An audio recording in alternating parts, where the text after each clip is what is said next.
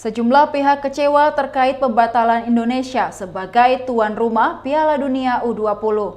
Sebelum pembatalan diumumkan, Wali Kota Solo, Gibran Rakabuming, sempat disorot lantaran mengaku kesal dengan dua senior politiknya, Gubernur Bali Iwayan Koster dan Gubernur Jawa Tengah Ganjar Pranowo.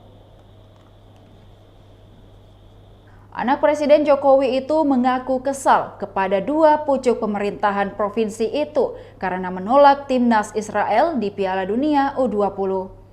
Anak sulung Ibu Iriana mempertanyakan kenapa dua kepala daerah tersebut tidak menolak sejak awal, malah protes saat mendekati waktu pelaksanaan drawing.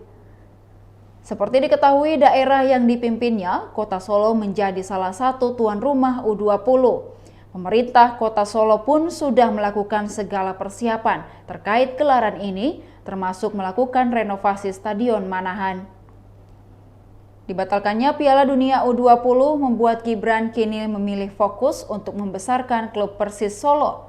Terkait hal itu, Gibran menyampaikan maafnya, terkhusus untuk Gubernur Bali Iwayan Koster dan Gubernur Jawa Tengah Ganjar Pranowo. Dirinya mengaku kelepasan marah kala itu. Kini, Gibran memastikan bahwa hubungannya dengan Ganjar dan Koster baik-baik saja. Menanggapi batalnya Indonesia sebagai tuan rumah Piala Dunia U20, Gibran mengaku dirinya sudah legowo.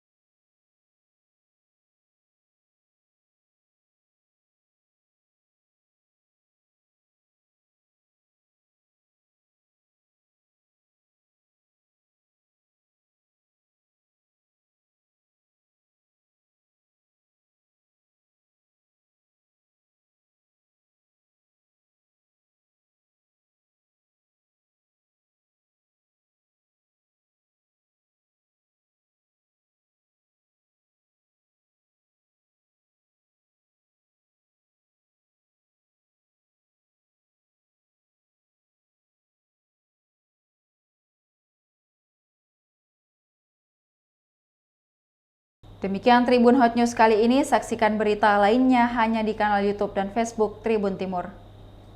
Terima kasih sudah nonton, jangan lupa like, subscribe, dan share ya!